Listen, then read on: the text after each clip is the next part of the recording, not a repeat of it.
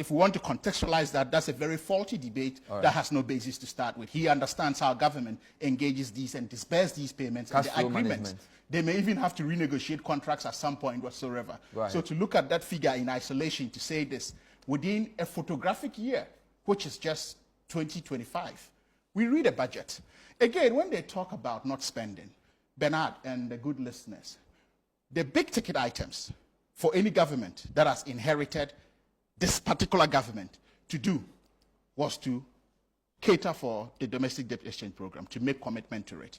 By making commitment to it, you are spending. If anyone says you're not spending, I don't know where this economics is coming from. We have an IMF program. You went on a spending spree on the bond market. All of this, the government has made strong commitments to and activated the sinking fund you dissipated, yet you say they are not commitment.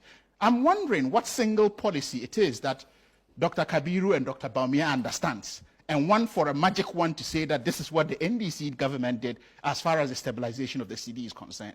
In any case, you look at all of this, what are the key variables to stabilizing the currency?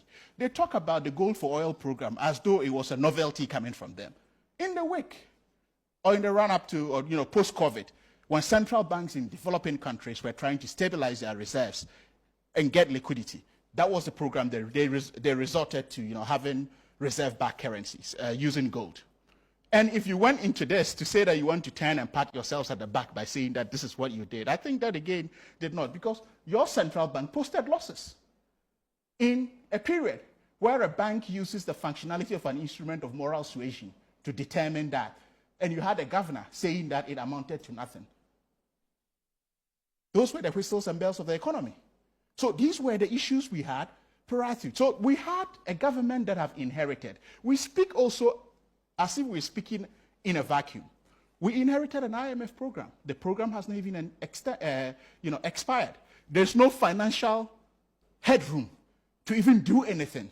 So when you keep saying the government is not spending, when there is paper spending, when you go to, or a finance minister or head of the treasury goes to parliament to present a budget, the spending starts from there once the budget is approved.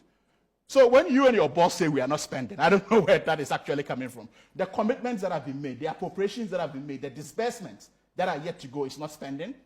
Come on, guys, what are we talking about?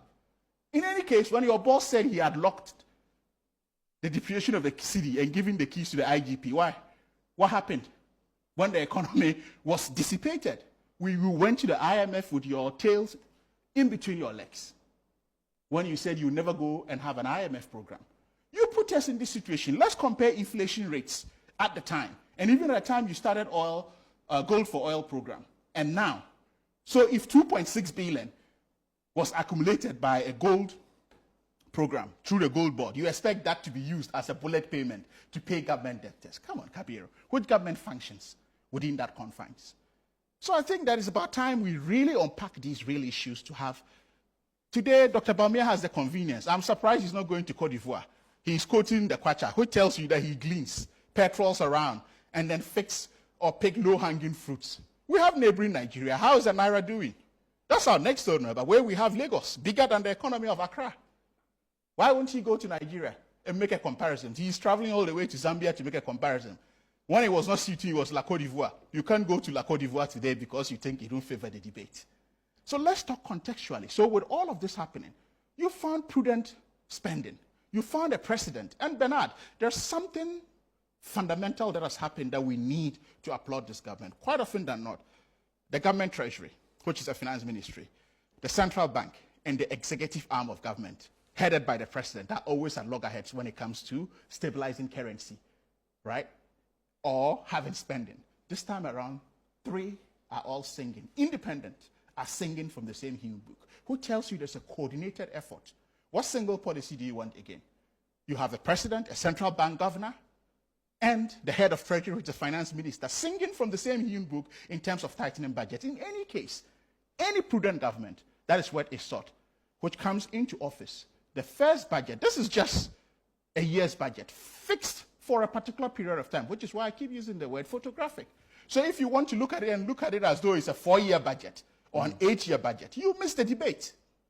But look at the performance of it. Have you ever had this stability? It's changing by the minute basis. And look, your goal for oil program was parodic. right? It was emulated from what was happening in certain developing economies.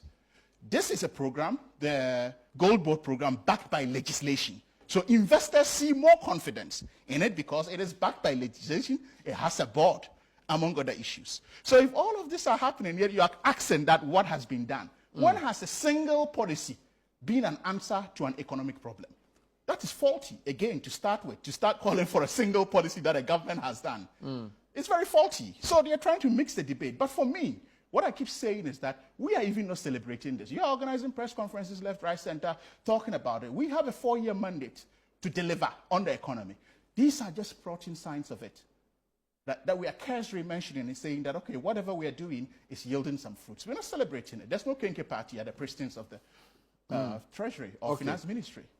So let me take a break.